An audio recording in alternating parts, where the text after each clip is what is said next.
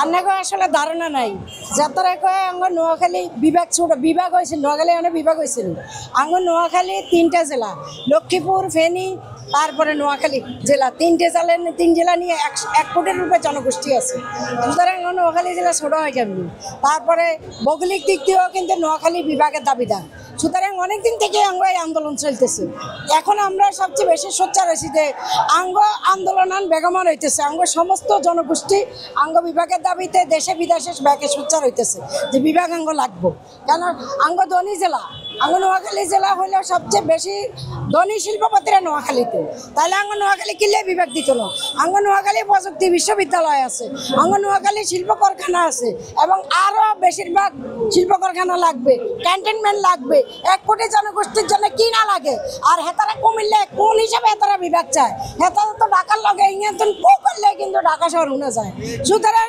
100 kilo আর 250-300 kilo অনেক বিপদ দূরত্ব সুতরাং কুমিল্লা কাইক দিলে চলে যায় কিন্তু নোয়াখালী কাইক দিলে কিন্তু ঢাকাই হচ্ছে না আর নোয়াখালীবাসীরা বিভিন্ন সময় অসুস্থ বিভিন্ন কিছু প্রশাসনিক দিক দিয়া নোয়াখালী বিভাগের দরকার এটা হলো মূল কথা আমরা করে সোজা কইতে চাই সংবিধান অনুযায়ী বিভাগ যদি আরো 10টা অধ্যায় দিতে পারে এটা জনগোষ্ঠীর উপরে নির্ভর করে তারপরে উন্নয়নশীল এলাকা হিসেবে নির্ভর করে সেটা কিন্তু বিভাগ দিতে পারে এই যাবে এতদিন ধরে না আপনারা মনে ঘুমে আসছিলেন আমরা কিন্তু জাগ্রত হয়েছিলাম আমরা জাগনাতাই আমরা দাবি চালাই যাইতেছি এখন যাই আঙ্গ সবাই মিলে ব্যাকে মিলে সোচ্চার হয়েছে যেন কুমিল্লারা আঙ্গ ঠ্যাংরে বা ঠ্যাংরা ঝগড়া শুরু করছে হেতারা বলা টেবিল চাপড় দিয়ে বিভাগ লইছে আমরা চিন্তা করছি কিরা আঙ্গ জনগোষ্ঠী আঙ্গ রেমিটেন্স যোদ্ধা বিশ্বের মধ্যে সবচেয়ে বেশি তো ইয়ালে হেতারা আঙ্গরে বাদ দি হেতারা থাপড় দি বলে ওই কুমিল্লা বিভাগ লই যাব আর আমরা বই বই বলে খালি চাই মত দেখবো আমরা এনা চকলেট খাইও চা কফি খাইও চা মানে বই বই হেতারা বিভাগ নি বান্দার রেনি দেখবো এখানে সুন্দরবনের বাদ আঙ্গ নোয়াখালী জেলা বললাম তার করে জনগোষ্ঠীর দিক দিয়েও সেরা তারপর রেমিটেন্স যোদ্ধা দিয়েও সেরা এবং ভৌগোলিক দিক দিয়েও অঙ্গ নোয়াখালী বিভাগ নিজম দিক শুরু করা বিভিন্ন জায়গায় আমাদের কোম্পানিগঞ্জ তারপরে আপনার হাতিয়া এখানে আমাদের সমুদ্র বন্দর হবে ইনশাআল্লাহ এই জায়গাগুলো প্রান্তিক জেলায় কিন্তু বিভাগের প্রয়োজন হয় সুতরাং কাছাকাছি ঢাকার পাশাপাশি একটা জেলা কিন্তু কখনো আপনার বিভাগ হওয়ার দাবিদার রাখে না এটা হয় না এতারা আঙ্গরে হুমকি দেয় আরে বেটা ইগেন যদি আঙ্গ থাকতো আমরা বিভাগে চাইতাম না সরকারের প্রশাসনিক দিক দিয়ে ক্যান্টনমেন্ট আঙ্গ দরকার আছে কিন্তু আঙ্গ জনগোষ্ঠী বেশি আঙ্গ এখানে শিল্প কলকারখানা বেশি আঙ্গ শিল্পপতিরা যত বিভাগ হলে আরো বেশি আঙ্গ নোয়াখালী উন্নত হবে আমরা আরো চাই উন্নত করতে আঙ্গ নোয়াখালী আয়ানের একটা কথা কই আমনে মারাডাতুন হরি কিন্তু ইংনে ওই বড় হয়ে আসলে ক্যামেরা ধরতে আইলো একটা বিভাগ থানার লাই কি থান দরকার কুমিল্লা জেলা কি আছিল কুমিল্লা জেলা কি আছিল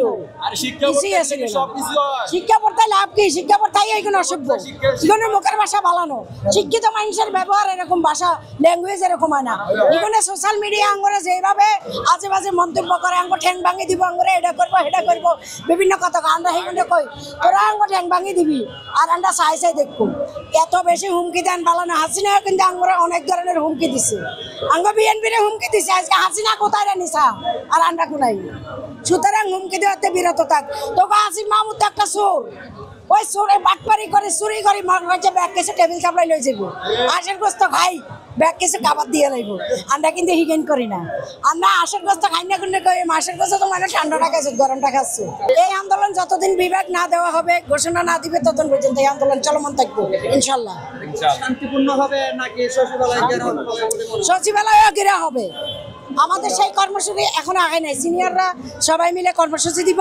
তখন সেই কর্মসূচিতে আমরা আশা করি সরকার এই পর্যন্ত আঙ্গুরে নিত না সরকার বিবেচনা করব যে তারা কিনলে দেশে বিদেশে আপনি দেখেন আমেরিকা ইউরোপে বিভিন্ন জায়গায় ইটালিতে কিন্তু আমাদের স্মারকলিপি দিচ্ছে আমাদের বাংলাদেশ দূতাবাসগুলোতে সুতরাং আমাদের বিদেশিরাও ব্যাকে বিভাগের দাবিদার হয়ে গেছে সবাই বিভাগ চায় এখানে বহুত আমি তো আনে করে বুঝাই দায়িত্ব না সেই কাকরাইল থেকে শুরু হয়েছে বহুত সে সকাল থেকে 8টা থেকে শুরু আয় তো আপনার কইলাম আনা কথা একটা কইলাম যে আঙ্গ যদি কেউ একবেলাও খায় তারা নিজ জেলার লাই নিজ বিভাগের লাই হেতারও 4 কেজি বেশি হলে হেতারা এনে চলে যাই কারণ ফান্ডের অভাব লইয়া বইতান এটা বিভাগ হলে ব্যাগ এখানে সমান অধিকার ব্যাগের উপকারে বেড়ে ব্যাগে বুঝে আগলের বুঝ হাগলও বুঝে যে এত হাগল হেতা নিজের বুঝে এখানে ব্যাগের গায়ে জ্বালায় হেতারা আইছে যে অঙ্গ বিভাগের দরকার বিভাগ হলে আমরা ব্যাগ দিকে আরো আগে যাবো ইনশাল্লাহ আমাদের নোয়াখালী আরো উন্নত মানে হবে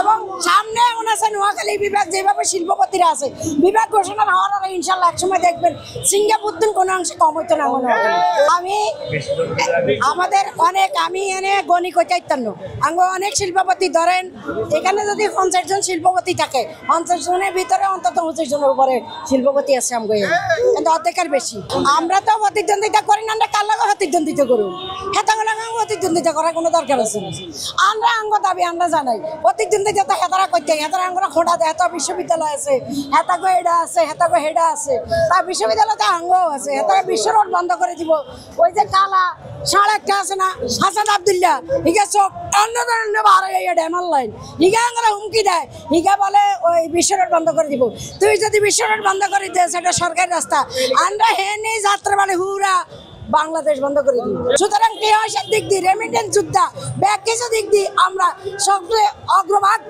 আঙ্গ সরকারের কিন্তু ব্যাট ট্যাক্সের দিক দিয়ে নোয়াখালী বিভাগ থেকে বেশি পায় নোয়াখালী জেলার থেকে বেশি পায় সুতরাং কিলে নোয়াখালী বিভাগ দিত না বিভাগ দিতেই হবে নোয়াখালী আমার হিসাবে মনে হয় যেন আগে যেভাবে চলো না এইভাবে হইলে দেশটা শান্তি হইতো সবাই তো মনে হয় যে আওয়ামী লীগ এটাও করছে এটা করছে কিন্তু উন্নত রাস্তাঘাট ভালোই করছে আমার মনে হয় যে জামাত গেলে ভালো লেগা বিএমপিও তো করছে আওয়ামী লীগও করছে জামাত করে দেহ নারীর জন্য এটা হইব না নারীরা তো যেভাবে চলে এইভাবে কি চলবো পর্দাটা চলবো না আর তো মনে হয় যেভাবে চলতেছে বুকে অন্যান্য নাই এটা নাই কিভাবে চলবে মানে এটা যদি করতে গেলে মনে হয় জামাত বালা না ক্ষমতা না এতে চাঁদাবাজি আরম্ভ করছে আর যদি ক্ষমতা এলে যে কি অবস্থা করবো এটাই তো নিরাপত্তা ভালো চাই যেরকম সন্ত্রাস মন্ত্রাস চাঁদাবাজ যে বন্ধ হয় এরকম নির্বাচন না হইলে ভালো এত কিছু করতে পারতেছে না যে আন্দোলন লাগাই দিয়ে রাস্তা বন্ধ করে মনে হয় কিছু হইলে রাস্তা বন্ধ করে এই আমি দাবি মানতে হইব এটা করতে হইব এটা করতে হইব এটা কি হয় নাকি দেশটাকে আগে ভালো করুক তারপরে সে নিয়ে এরা তো দেশ ভালো না চাই দেশের ক্ষতির ভিত্তি আগেই আঙুল দিতে পারছে আমার হিসাবে মনে হয় যেন আগে যেভাবে চলো না এইভাবে হইলে দেশটা শান্তি হইতো সবাই তো মনে হয় যে আওয়ামী লীগ এটাও করছে এটা করছে কিন্তু উন্নত রাস্তাঘাট ভালোই করছে এরা তো মনে হয় যে কি যে আওয়ামী লীগের সব বস্তা মেরা চুরি করে লিয়ে যেতেছে এটা করতেছে এটা আছে দুর্নীতিবাজ আছে সব ইয়ের ভিত্তি আছে মানে একলা আওয়ামী লীগ বিএমপি এটির কাছে নেই সবার কাছেই আছে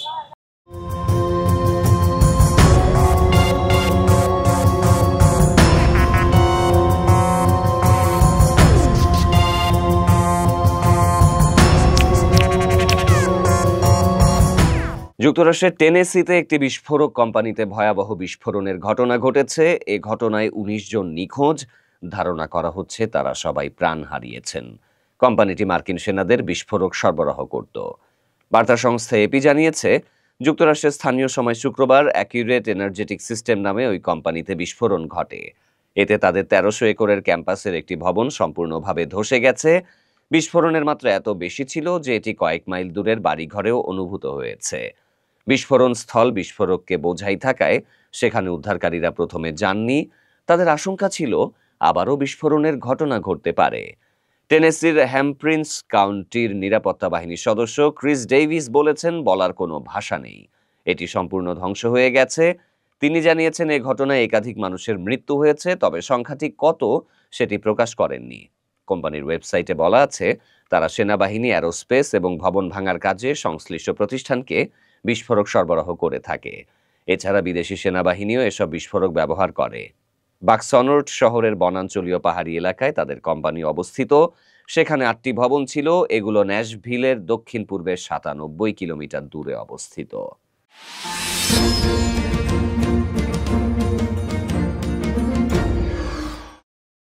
আমরা শান্তিপূর্ণ দল করি, আমরা জনগণের রাজনীতি করি। আমরা চাই আজকে যে নির্বাচনটা ফেব্রুয়ারি মাসে হবে, তার উদ্দেশ্যে আমাদের বাড়ির মাননীয় চেয়ারম্যান এখানে ডেকেছেন ৬৪টা জেলা থেকে নেতা কর্মীকে যে দিক নির্দেশনা দেবে। আমরা গণতন্ত্রকে বিশ্বাস করি, তাহলে গণতন্ত্র কোথায়? ওনাকে তো বক্তব্য দিতে দেবো না। সামনে এই সরকার নির্বাচনে কিভাবে করবে, সুষ্ঠু হবে, তার প্রমাণ আজকে বোঝা যায়। সামনে ফেব্রুয়ারি মাসে নির্বাচন দেবে না, এটা আমরা মনে করি আজকে সন্ত্রাসী। আজকে নেতা কর্মী আমাদের অনেক আহত হয়ে গেছে, মেডিকেলে ভর্তি আছে, অনেক নেতা কর্মী আহত। আজকে দেখেন কুরবান দেখেন, দেখেন আমাদের সামনে আছে। আমরা মনে করি এই ধরনের যদি আজকে জাতীয় পার্টির উপর বারবার হামলা করে, অন্য দলের উপর কোনো হামলা করে না, আজকে জাতীয় পার্টির উপর বারবার হামলা করে, তার কারণটা কি? তো পার্টি কি বাংলাদেশের নাগরিক না? বাংলাদেশের নির্বাচনের অধিকার নাই, রাজনীতি করার অধিকার নাই? অবশ্যই অধিকার আছে। জাতীয় পার্টিকে বাদতে কেউ রাজনীতি ভোট করতে পারবে, কেন পারবে না? 91 সালে বিশ্বাস যখন জেল কারাগার ছিল, তখনও জাতীয় পার্টি ক্ষতি করতে পারে নাই, বাতিল করতে পারে নাই, তখনও জাতীয় পার্টি ভোট করতে নির্বাচনে 96 সালে করছে, 8 সালে করছে। আমরা হলো পুলিশের তাই এই সরকার এই সরকার ব্যর্থ প্রমাণ হয়ে গেছে। আমরা চাই সেনাবাহিনীর সরকার এই মুহূর্তে দরকার। যারা পাথর নিক্ষেপ করে আজকে যারা চাঁদা তুলতেছে, মানুষকে মেরে ফেলতেছে, তাদের উপর হামলা করতেছে না, তাদের ধরতেছে না। আমরা শান্তি প্রিয় এখানে আজকে সমাবেশ করতেছি, কেন তারা বাধা দেবে? আমাদের গণতন্ত্র অধিকার আছে, আমাদের বাক স্বাধীনতা কোথায়? এখানে তো বাক স্বাধীনতা সব তো আজকে পুলিশের পক্ষ থেকে বলা হচ্ছে যে আপনাদের এখানে অনুমতি ছিল না সমাবেশ করার বা কর্মী সভা করার কোনো অনুমতি ছিল না।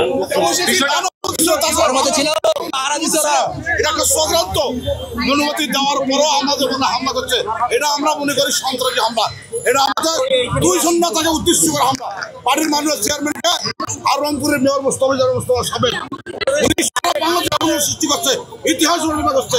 আজকে এই 2 জনকে মেরে ফেলার উদ্দেশ্যে হামলা করছে। তারা বহিষ্কৃত নেতা, আর তারা এই ষড়যন্ত্র করে এই ঘটনা আছে। আচ্ছা, আপনার নাম পরিচয়টা একটু দেন। আমার নাম নুরুল আলম জাদু, আমি নামটা কি রংপুর জেলার সাধারণ সম্পাদক।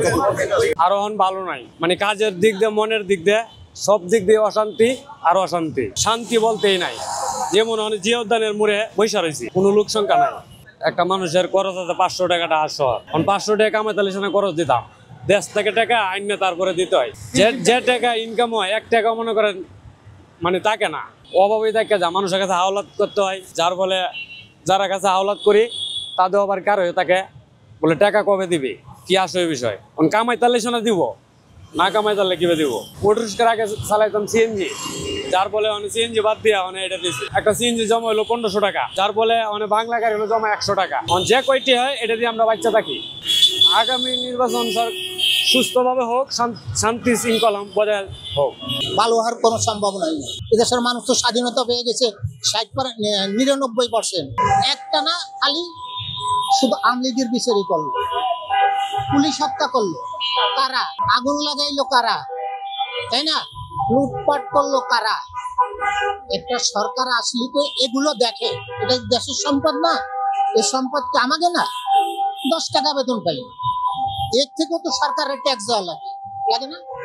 তো সেই টাকা যদি সরকার কোনো কিছু করে, সেটা কি আমাদের গায়ে লাগে না? লাগে। তাহলে এই যে এত কিছু হইলো, এত কিছু করলো, এটার তো কোনো বিচার আচার আজ পর্যন্ত শুনলামই না, কেউ বলেই না। শুধু তারাই করতেছে, সমন্বয়ক যারা, আর দলীয়ভাবে ওই একই কথা। একটা সরকার যদি নিরপেক্ষ সরকার দেশে আসে, তাহলে তার উচিত প্রত্যেকটা লোকরে থামাই দিয়ে, গোলমাল খেসম্যাস থামাই দিয়ে, তারপরে তার উচিত হলো বিচার করা। যে অন্যায়কারী, আমি অন্যায় করছে ভালো করে, তাকে বাদ দাও, কিন্তু আর একজন যে অন্যায় করি নাই তাকে তো বাদ দেওয়া ঠিক না। নির্বাচন নাকি একটা জাতীয় দল, তাকে এভাবে স্তব্ধ করে দেয়, তাকে এভাবে বাদ দিয়ে নির্বাচন, এটা তো ঠিক না। আওয়ামী লীগকে নিষিদ্ধ করা হয়েছে, তারা তো নির্বাচনে অংশগ্রহণ করবে না, কতটুকু যুক্তি মনে হয়? গ্রহণযোগ্যতা করে তারা যদি এই নির্বাচনে গ্রহণযোগ্য মানে নির্বাচন করে তাদের যদি অংশগ্রহণ করায়, তাহলে সেটা হবে আইনত ভালো। আর তারা যদি নির্বাচন না করে সেটা ভালো হবে না, কারণ আমরা 10 জন অন্যায় আর 2 জনে করছে, আর তো 5 জন অন্যায় করে নেই, তাহলে তাদের বাদ দেবে কেন? এত ভোটার এই দেশে, আওয়ামী লীগেরও ভোট আছে, বিএনপিরও ভোট আছে, জামাতেরও ভোট আছে না? তো আওয়ামী লীগ সরকার তো কোনো সময় কোনো দলের বাদ দিয়ে নির্বাচন করেনি, ডাকছে আসি নেই, তারা তাকে ইচ্ছে মতো নির্বাচন করছে, তাই না? এখন সেটা গ্রহণযোগ্য হয়েছে কি হয়েছে না সবাই জানে। তাহলে এখানে আর কি বলার আছে? কিছু বলার আছে? শুধু দল আর কে কার আগে সামনে যাবে, কার তাকে লুটে খাইবো, কার আগে সেই গদিতে বসবো, এটাই এদেশের নিয়ম। তো সেখানে আইন শৃঙ্খলা বাহিনী, এদেশের পাবলিক কত, আইন শৃঙ্খলা বাহিনী কত, তো প্রত্যেকটা কি আইন শৃঙ্খলা বাহিনী কি প্রত্যেকের পাশে পাশে ঘুরতে পারবে না, এটা নিয়মও নয়। তাদেরও একটা দায়িত্ব আছে, তারা যে জায়গায় থাকে সে জায়গায় তাদের দায়িত্ব। তারা আসলো, তারা আমাদের ভালো কথা দেখাইতে পারে। আমি নিজেই ভালো না, তাহলে এ দেশ ভালো কেমনে হবে?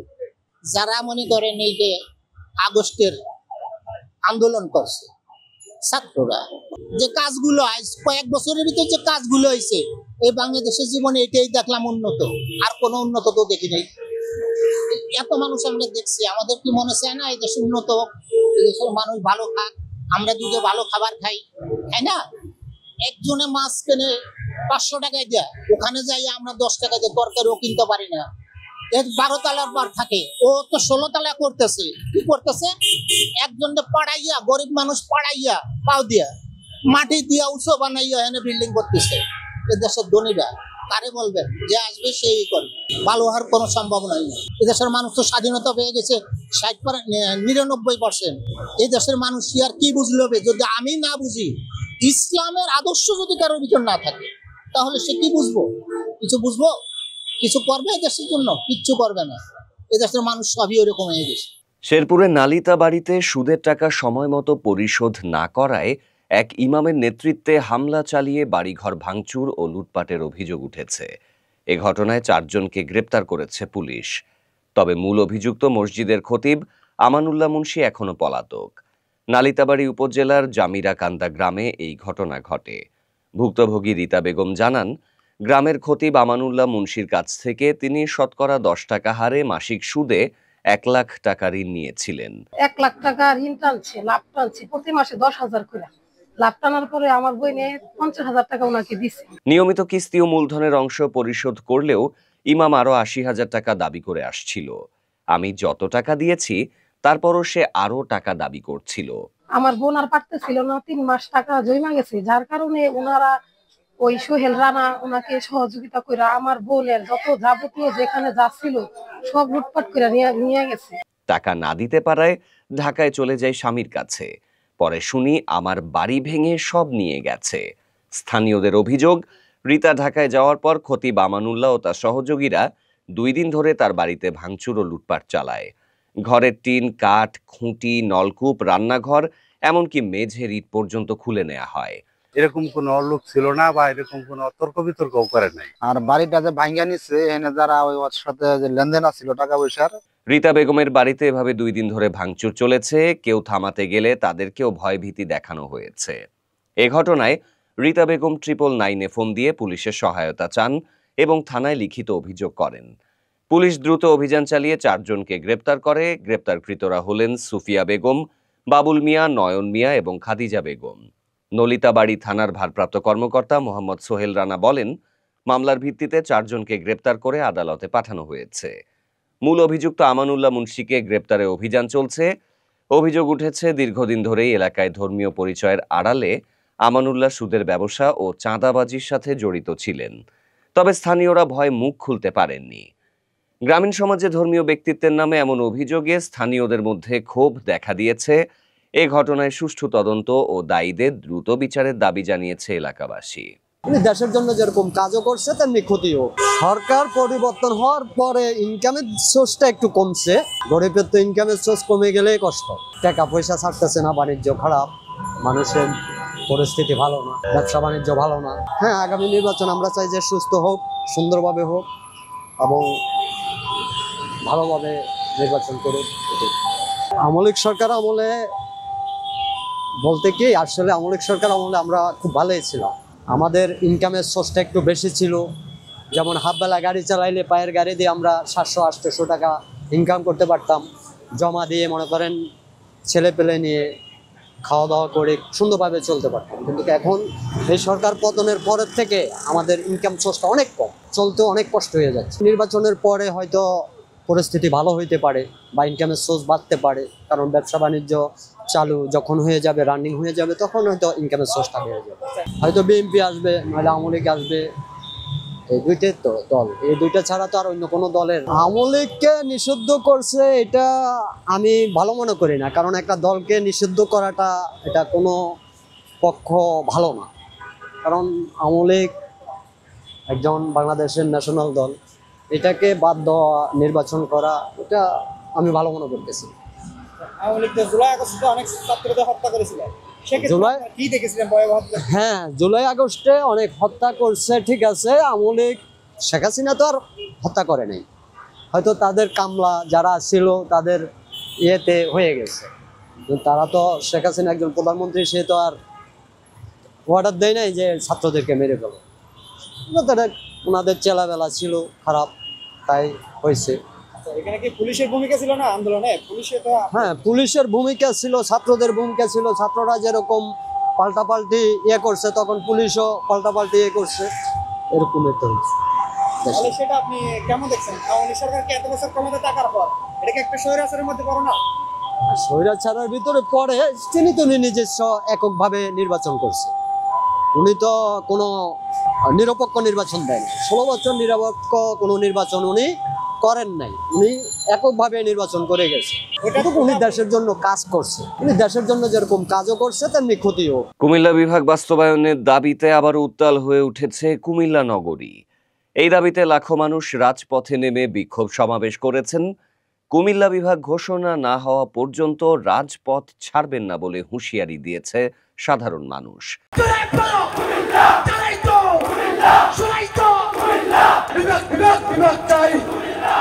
কুমিল্লা নগরীর প্রাণকেন্দ্র কান্দির পাড়ের পুবালী চত্বরে আয়োজিত এক মহাসমাবেশে জেলার 17টি উপজেলার বিভিন্ন শ্রেণী পেশার মানুষ অংশ নেয়।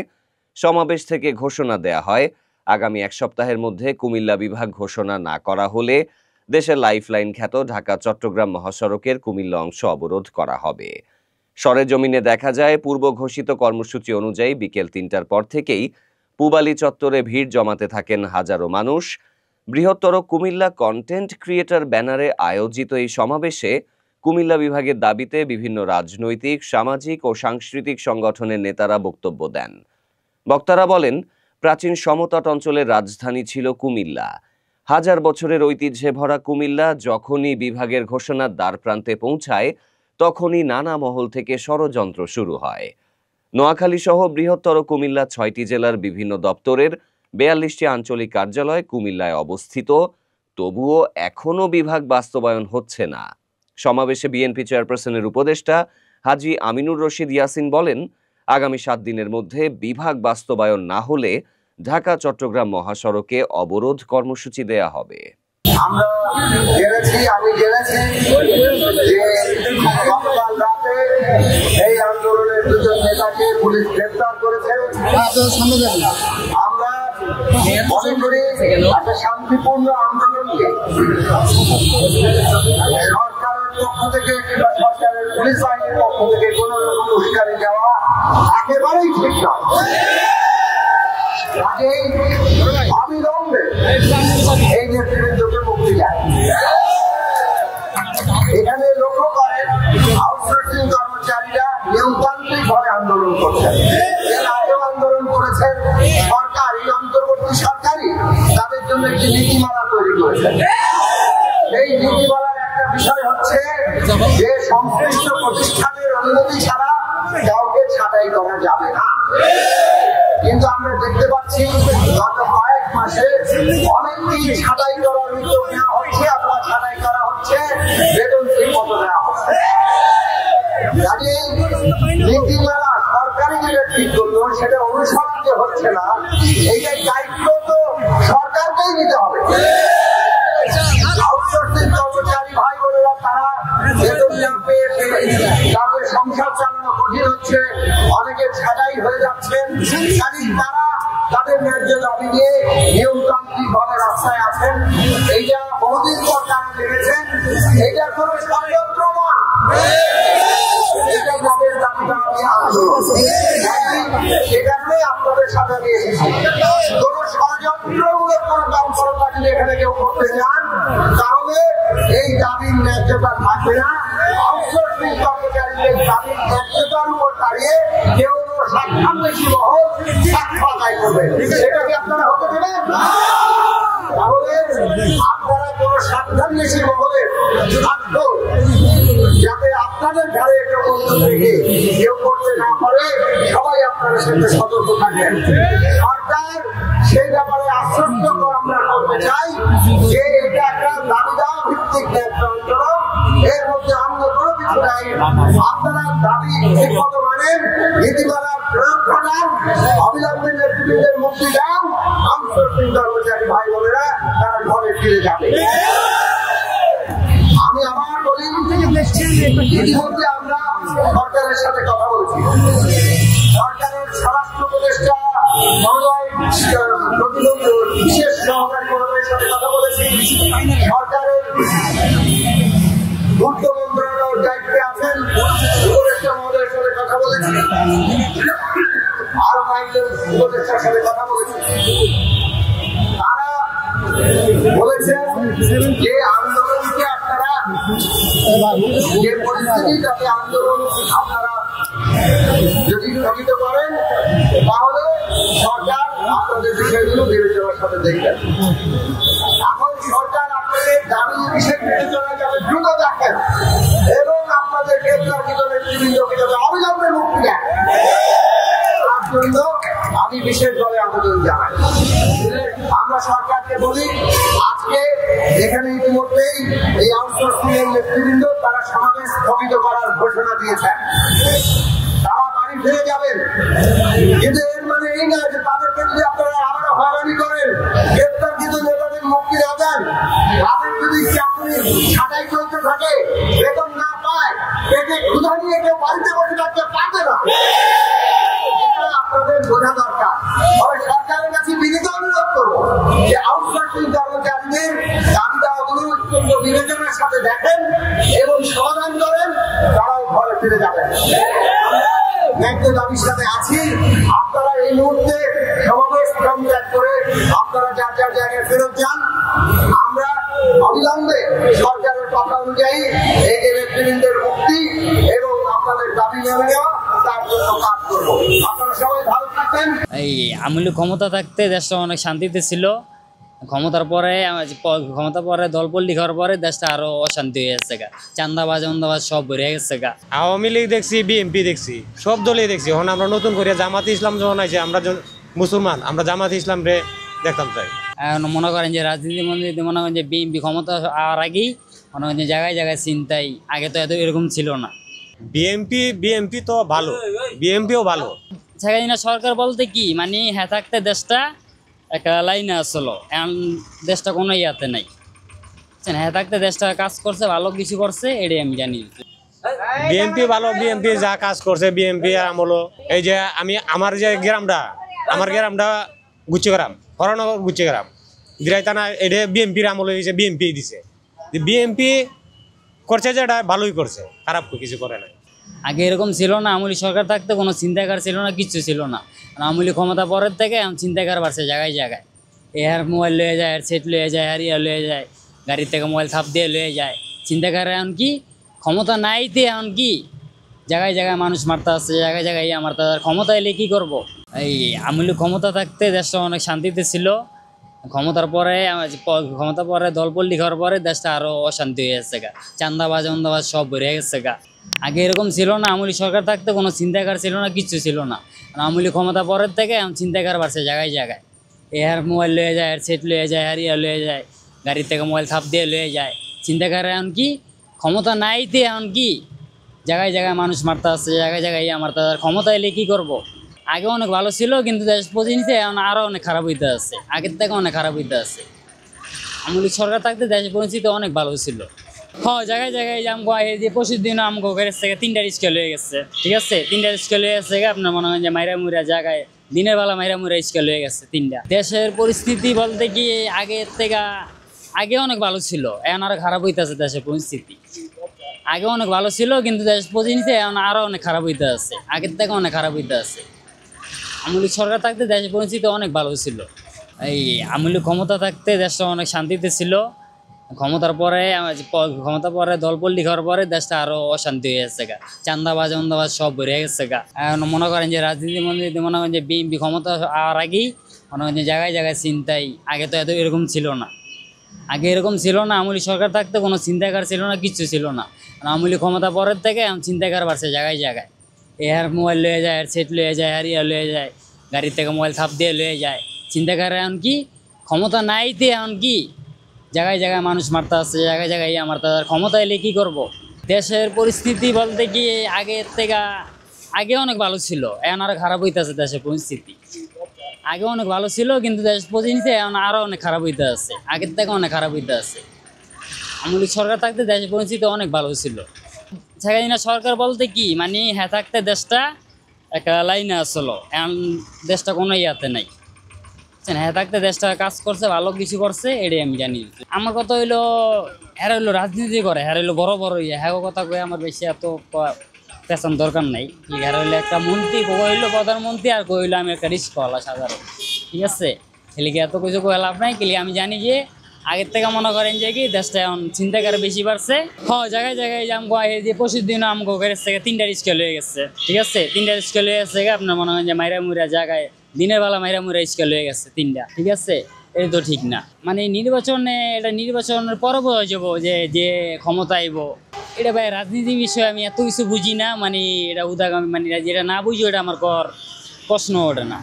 রাজনীতি আমি করিও না আর ইয়া করি না, আমি কাজ করেই খাই, এটা তো রইল আমার কথা না। দরকার বলতে কি আমার কথা হলো দেশটা যে শান্তি মতন চলাইতে পারবো সেইটাই আমার দরকার। এলা যেই সরকারে হোক দেশটা যেমন ঠান্ডা যেমন থাকে সেই সরকারে আমার দরকার। নির্বাচন নিয়ে আমি কোনো কিছু বলতে চাই না ভাই। নির্বাচনে যে আর খুশি হ্যাঁ এটার ভিতরে ভোট করিলে আমার কোনো ইয়া নেই। যে আর খুশি যে মনে চায় যেটাতে ভোট দেব, যে আর মনেরটা এর কাছে রয়েছে। কে কে ভোট দিব, কে কি করতে ভোট দিব, কেউ তার কেউ কয় না আমি কিসে ভোট দিব, এটাকে আপনি কয়ে দিব ভোট আপনারে, এটা কেউ ডেকে আমার ভোট আমার যেমন মন চায় হারাই আমি দিব। এটা হলো আমার কথা শেষ। আমরা চাই সুস্থ একটা নির্বাচন হোক, একটা ভালো একটা সরকার হোক বাংলাদেশে, আমরা এতটুকুই চাই। আমরা একটা কাজ কাম করে যেমন শান্তি পাই। এই যে আমার অটো লেগে গেছে 3টা, দিনে দূরবেলা মাইরে মনে করেন যে অটো লেগে গেছে। আর যদি মনে করেন যে রাইত হতো তাহলে তো মনে করেন যে মাইরে এলে তো পিঠে বুড়ে মাইরে মুড়ে অটো লেগে গেছে দিনের বেলা 5 জন, তাহলে রাইত হলে কি করতো? তাহলে চিন্তা করেন আপনি, তো মাইরে এলেই তো। যতবার নির্বাচন গেছে ভাই আমরা বুদ্ধ দিতে যাচ্ছি না, বুঝছি আমরা আগে বুদ্ধ দিলাই আমরা আমাদের আমি এটা আইলো আমি ভালো হয়, নতুন একজন আইলি আমি ভালো হয়। শেখ হাসিনার আমলে তো জাস্ট আমরা শুনছি উন্নত হয়েছে, ঠিক আছে। ধরেন আওয়ামী লীগের যে সময় আনলে এই সময় তো আমি দাদাবাদি একটু কমাল হয়ে কি নিরাপত্তা একটু চলাফেরা বিএনপি গেলে ওদের নিরাপত্তা হবে কোনো আশা নাই, আরো নষ্ট হইব দেশ। দেশটা ভালো করে চলে সুষ্ঠুভাবে হয় এই আশাই করি আমরা। যতবার নির্বাচন গেছে ভাই আমরা বুদ্ধ দিতে যাচ্ছি না, বুঝছি আমরা আগে বুদ্ধ দিলাই আমরা বাড়াতে গেছি 1000 টাকা চলে আমরা কেন্দ্র বুদ্ধ দেওয়ার। এর আগে বাড়িতে খবর হয়েছি যে বুদ্ধ দিলাইছে আমরা আর গেছি না নির্বাচন। ওখান যে চাই ভাই দেশটার মধ্যে সুন্দর দেশ চলুক, নির্বাচন সুষ্ঠুভাবে হোক, সবাই ভোট দিতে পারে। রাজনীতি ভাই সকলে করতেছে যে ভালো বিএনপি তো যার মতামত যেভাবে করবো এটা তো আমার নেতাও না বুঝতাম না। আমরা সুন্দর একটা বুদ্ধি তাহলে এটি আইতে আসি সুস্থ হওয়া যাবে, সুন্দর একটা বুদ্ধি তারি। দেশ তো অনেক মোটামুটি ভালো আছে, খারাপও আছে। যা ভাই কি করি আমরা জামাত, আমরা বিএনপি করি, আমরা জামাত করি না, নিয়ামত করি আর লাভ নাই, আমরা করি বিএনপি। আমাদের এটা আইলো আমি ভালো হয়, নতুন একজন আইলি আমি ভালো হয়। শেখ হাসিনার আমলে তো জাস্ট আমরা শুনছি উন্নত হয়েছে, ঠিক আছে। কেউ একজন এক কথা কয় দেশে উন্নত হয়েছে, ঠিক আছে। দেশে নিরাপত্তা আছেন, ঠিক আছে। ওনার দেশে নিরাপত্তা নাই। বিএনপি গেলে ওদের নিরাপত্তা হবে কোনো আশা নাই, আরো নষ্ট হইব দেশ। আমি তো চাই যে ভাই দেশ আরো কি সুন্দর চলে, উন্নত হোক। এই কুবাকুবি হানাহানি তো আমরা আসলে চাই না। বিএনপি গেলে আসলে এটা হইব দেন যে ভালো হইতো না দেশ। যা মাথালে একটু ভালো হবে বেশি ভাই, যেবার সুন্দর চলে এটি আমরা চাই। প্রত্যাশা এটি করে যায় উন্নত হোক দেশটা। ধরেন আওয়ামী লীগের যে সময় আলে এই সময় তো আমি চাঁদাবাদি একটু কম আলছে কি নিরাপত্তা একটু চলাফেরা এখন ধরেন এখন তো যেভাবে চলতে আছে এখন কোনো নিরাপত্তা নাই। হ্যাঁ এখন ধরেন এক জায়গায় আমরা যদি যাই তাহলে সে জায়গায় সুস্থভাবে আওয়া যায় না। হ্যাঁ সন্ত্রাসী আমি হয়ে গেছে বলে গেছে। আগে তো আমি ভয় আলছে এই দিন আমি ধরে নাই এই আওয়ামী লীগ ক্ষমতায় দিছে বলছে তো এখন বিএনপি সেটা ওটাই তো আমি সেটা নিরাপত্তা নাই, ওইটা আরো বেশি। আওয়ামী লীগ দেখছি, বিএনপি দেখছি, সব দলই দেখছি। এখন আমরা নতুন করে জামাতে ইসলাম যখন আছে, আমরা মুসলমান, আমরা জামাতে ইসলাম রে দেখতাম চাই। এর মাঝে জামাতে ইসলামের যা কিছু করতেছে দেখতাছি সব হাদিসের ভিতরে, কোরআনের ভিতরে, কোরআনের বাহিরে কিছু করে না। যে পূজা মণ্ডলে গিয়ে আমরা ভক্তি করা, এটা আমরা হাদিসে নাই। জামাতে ইসলাম আমরা ইসলাম মুসলমান, এর মাঝে জামাতে ইসলামের যা কিছু করতেছে দেখতাছি সব হাদিসের ভিতরে, কোরআনের ভিতরে, কোরআনের বাহিরে কিছু করে না। মুসলমান হইলে একজনে হিন্দুর পূজার মাঝে যদি আমরা সাহায্য করি, এরাও তো আমরা মসজিদ মাদ্রাসার মাঝে সাহায্য করে।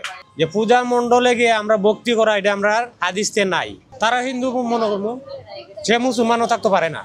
আর কি কইবা, আওয়ামী লীগের কথা কই আর লাভ নাই। আওয়ামী লীগ যে দুর্নীতিবাজ আছিল, অনেক দুর্নীতিবাজ। আওয়ামী লীগ যদি কোনো ক্ষমতা নাই, বিএনপি আর জামাত দুইটা থেকে যে কোনো একটা আশা করি কোনো সমস্যা হইব না। নির্বাচন আশা করতেছি খুব সুষ্ঠু নির্বাচন হবে। তথ্যবাদী সরকার দিতে আছে, দেয়া দুজন নির্বাচন হয়, তাহলে আশা করি সুষ্ঠু নির্বাচন হবে।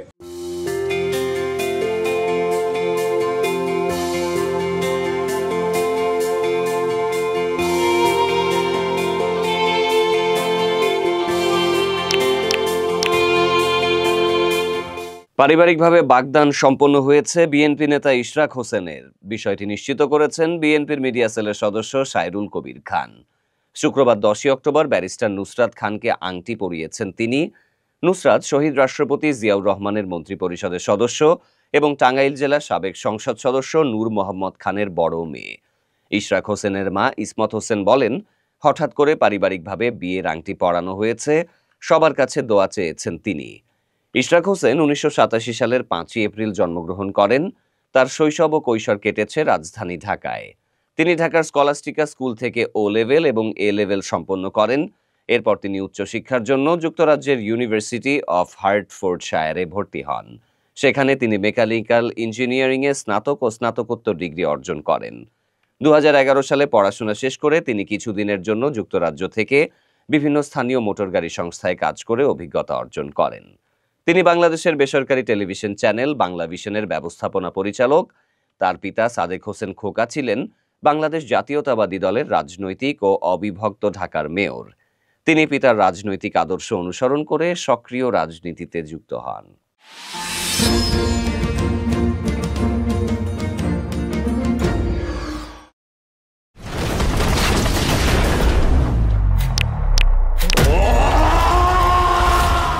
ঢাকাই চলচ্চিত্রে জনপ্রিয় অভিনেতা সাকিব খান প্রায় সময়ই আলোচনায় থাকেন। তিনি হয়তো ক্যারিয়ার নিয়ে, না হয় ব্যক্তিগত জীবন নিয়ে, সাম্প্রতিক কাজ নিয়ে বারবার শিরোনামে উঠে এসেছেন তিনি। তোমার জন্য দেশ নাকি দেশের জন্য তুমি, জানিয়ে শুরু হয় উত্তেজনা। এবার প্রকাশ্যে এলো ভিন্ন এক সাকিব খান। শুক্রবার সকালে অচেনা অবতারে দেখা দিলেন এই নায়ক, জানিয়ে ভক্ত শুভাকাঙ্ক্ষীদের মধ্যে তৈরি হয়েছে নতুন উন্মাদনা। এদিন বিকেল 11টায় ফেসবুক ভেরিফাইড পেজে সিনেমাটির নতুন পোস্টার প্রকাশ করেন টলিউড তারকা সাকিব খান। পোস্টারটির পোস্ট করে ক্যাপশনে একটি বার্তা দিয়েছেন। তাতে লিখেছেন, your soldier at your service, অর্থাৎ আপনার সেবায় আপনার সৈনিক। এই নায়ককে পোস্টারটিতে একজন রহস্যময় ও দৃঢ়চেতা পুরুষ হিসেবে দেখা গেছে। এতে তার ঠোঁটের উপরে মোটা গোঁফ এবং চোখে মুখে তীক্ষ্ণ অভিব্যক্তি দেখা গেছে। সব মিলিয়ে ভিন্ন এক সাকিব খানের দেখা মিলেছে পোস্টারে। অভিনেতার পোস্টের মন্তব্যের ঘরে উচ্ছ্বাস প্রকাশ করেছেন ইন্ডাস্ট্রির সহকর্মী থেকে শুরু করে ভক্ত শুভাকাঙ্ক্ষীরা। অভিনেত্রী শাহনাজ খুশি লিখেছেন, দৃঢ় সৌন্দর্য ভাই। আরেকজন মন্তব্য করেছেন, রণবীর কাপুরের মতো লাগছে। প্রসঙ্গত, সাকিব ফাহাদ পরিচালিত সোলজার সিনেমায় সাকিব খানের সঙ্গে অভিনয় করেছেন অভিনেত্রী তানজিল তিশা। এতে আরও থাকছেন অভিনেতা তারিক আনাম খান, তৌকির আহমেদ, ABM সুমন, জান্নাতুল ফেরদৌস ঐশী, রাকিব আফসার প্রমুখ।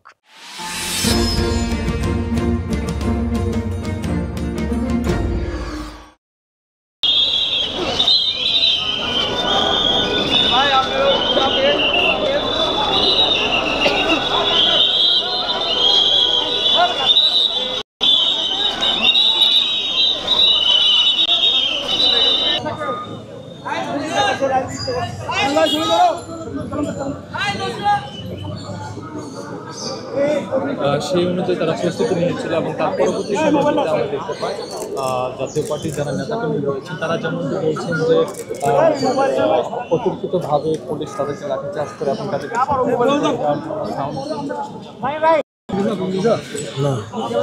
ভিতরে ঢুকে দিন।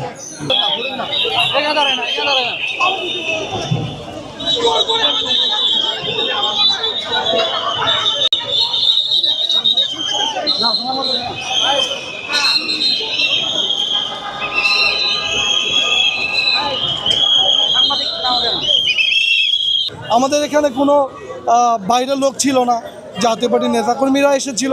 মূলত জাতীয় পার্টির চেয়ারম্যান জনবন্ধু জি.এম. কাদের স্যারের উপরে যে মিথ্যা মামলাগুলো দায়ের করা হয়েছিল, সেই মিথ্যা মামলা এবং জাতীয় পার্টির নেতাকর্মী সারা দেশের নেতাকর্মীদের বিরুদ্ধে যে মিথ্যা মামলা হয়েছে সেই মিথ্যা মামলা প্রত্যাহারের দাবিতে এবং জাতীয় পার্টির সহ সকল রাজনৈতিক দলের সম অধিকারের দাবিতে আমরা একটা শান্তিপূর্ণ কর্মী সমাবেশ আমাদের রাজনৈতিক কার্যালয়ের সামনে, জাতীয় পার্টি কেন্দ্রীয় কার্যালয়ের সামনে করেছিলাম। ঠিক আছে, সাডেনলি আমরা দেখি অতর্কিতভাবে পুলিশ আমাদের উপরে জলকামান নিক্ষেপ করে, সাউন্ড গ্রেনেড হামলা করা হয় এবং লাঠিচার্জ করা হয়। সারা বাংলাদেশ থেকে যত নেতাকর্মী এসেছিল সবাইকে ছত্রভঙ্গ করে দেওয়া হয়। আমাদের মঞ্চে উঠে আমাদের ব্যানার ফেস্টুন ছিঁড়ে ফেলা হয় এবং আমাদের মাননীয় চেয়ারম্যান এবং মহাসচিবকে বক্তব্য দিতে দেওয়া হয়নি। ঠিক আছে, আমরা মনে করি আমাদের রাজনৈতিক অধিকার এবং বর্তমান যে সরকার আছে, সরকার ব্যর্থ হয়েছে আমাদের রাজনৈতিক অধিকার নিশ্চিত করে। আমরা আমাদের ঘরের আঙ্গিনায় কথা বলতেছি, আমরা তো মাঠে যাই নাই, ঘরের আঙ্গিনায় কথা বলতেছি। ঘরের আঙ্গিনায় যদি কথা বলা না যায়, ওই স্বৈরশাসক এই শেখ হাসিনা আর তাদের মধ্যে পার্থক্য কী? ওই স্বৈরশাসক শেখ হাসিনা মানুষকে মিটিং মিছিল করতে দিচ্ছে না, আর এখন তারাও দিচ্ছে না। এই দুই স্বৈরশাসকের কাছে তফাৎটা কি? আমি তো দেখি না শেখ হাসিনা স্বৈরশাসক আর আজকের স্বৈরশাসক দুইজনের মিল আছে। ওই স্বৈরশাসকদের জন্যই আমাদের গণতন্ত্র অব্যাহত হয়। এই স্বৈরশাসকদের কাছ থেকে আমরা বাঁচতে হবে। এই জন্য আমরা নির্বাচনের জন্য প্রস্তুতি নিচ্ছি। সারা বাংলাদেশে জাতীয় পার্টি নেতাকর্মীরা সামনে আপনাদের পদক্ষেপ কি হবে? হ্যাঁ, আমরা দলীয়ভাবে এগিয়ে যাব। সারা বাংলাদেশে আমাদের কমিটি আছে, সারা উপজেলাতে, শহর থেকে উপজেলায় ইউনিয়নে কমিটি আছে। আমরা কমিটিহীন না, আমরা জাতীয় পার্টিতে আছি। জাতীয় পার্টির আমাদের কোনো অস্তিত্বহীন না, আমরা ভালো অস্তিত্ব আছি। নির্বাচন হলে দেখবেন যে আমরা কত আসন পাই, আর যারা হুড়াহুড়ি করছে তারা কয়টি আসন পায় আর আমরা কয়টি আসন পাই, আপনারা আর কিছুদিন পরের ফলাফল দেখবেন। আমার নাম মোহাম্মদ আকবর জামাল, সুনামগঞ্জ জেলা। আমি সুনামগঞ্জ জেলা জাতীয় ছাত্র সমাজের সাবেক সহসভাপতি ছিলাম, দুয়ারাবাজার উপজেলার সভাপতি ছিলাম ছাত্র সমাজে। না, বর্তমানে আমি কোনো পদে নাই। আপনি যে স্বৈরাচার শাসক বলছেন, আপনারা তো আওয়ামী লীগের সাথে জোট বাঁধিয়েছিলেন। আমরা জোট বাঁধছি। আমরা কেন জোট বাঁধছি? যাতে সরকার চলে, রাষ্ট্র অচল না হয়। রাষ্ট্র অচল হয়ে যাবে যদি একটা দল ক্ষমতায়, সব দল যদি বেরিয়ে যায় তাহলে রাষ্ট্র অচল হয়ে যাবে। এক না একজন তো চলবে, কথা বলার কিছু থাকবে না। শেখ হাসিনার বিরুদ্ধে এই যে ছাত্র আন্দোলনের সময় আমাদের নেতা বলছিল যে এটা অন্যায়ভাবে হচ্ছে, ছাত্রদের কথা মেনে নেও। আমাদের নেতা বলছিল শেখ হাসিনাকে, কিন্তু শেখ হাসিনা তো মানে নাই। কিন্তু আমরা তো জুলাই আন্দোলনে নেমেছিলাম, এই সারা দেশের গণতান্ত্রিক উপায় মেনে জুলাই আন্দোলনে ছিলাম। জুলাই আন্দোলনে আমি ঢাকা উত্তরের বিএনপির যুবদলের স্বপনের সাথে ছিলাম। আমি জুলাই আন্দোলনের, আমরা জুলাই আন্দোলনেরও নেতা, আমরা খালি জাতীয় পার্টির নেতা, জুলাই আন্দোলনের নেতা। তখন আমরা কর্মসূচিটা আরও ছোটো করে নিয়ে এসে আমাদের পার্টি অফিসের সামনে করি, কিন্তু আসলে আমাদের পার্টি অফিসের সামনেও দাঁড়াইতে দেওয়া হয় নাই। মূলত আমরা বিগত ফ্যাসিস্ট সরকার আমলে যখন দেখেছি যে বিএনপি সহ বিভিন্ন রাজনৈতিক দলের যে রাজনৈতিক অধিকার খর্ব করা হতো, তাদের পার্টি অফিসের সামনে তাদেরকে প্রোগ্রাম করতে দেওয়া হতো না। একই স্টাইলে ফ্যাসিস্ট পলিসিতে তারা আমাদের রাজনৈতিক অধিকার হরণ করার চেষ্টা করছে। আমরা জানি না বিগত দিনে প্রোগ্রাম করতে পেরেছেন। হ্যাঁ, আমরা বরাবরই প্রোগ্রাম করতে পেরেছি, পুলিশও আমাদেরকে সহযোগিতা করেছে বিগত দিনে। পুলিশ সত্যি বলতে সহযোগিতা করেছে বিগত প্রোগ্রামগুলোতে। আজকে কেন এরকম করলো সেটা আসলে পুলিশ ভাইরা বলতে পারে। উস্কানিমূলক কিছু ছিল কিনা? না, আমাদের পক্ষ থেকে পুলিশ ভাইরাও বলবেন একটা ঈদ পর্যন্ত কেউ মারে নেই, কোনো উস্কানিমূলক আমাদের বক্তব্যে উস্কানিমূলক কোনো বক্তব্য দেওয়া হয় নাই, এটা আমি নিশ্চিত করছি। আমাদের অনেক কর্মী আহত হয়েছে, ইটস অ্যারাউন্ড 50 নেতাকর্মীর মতো আহত হয়েছে।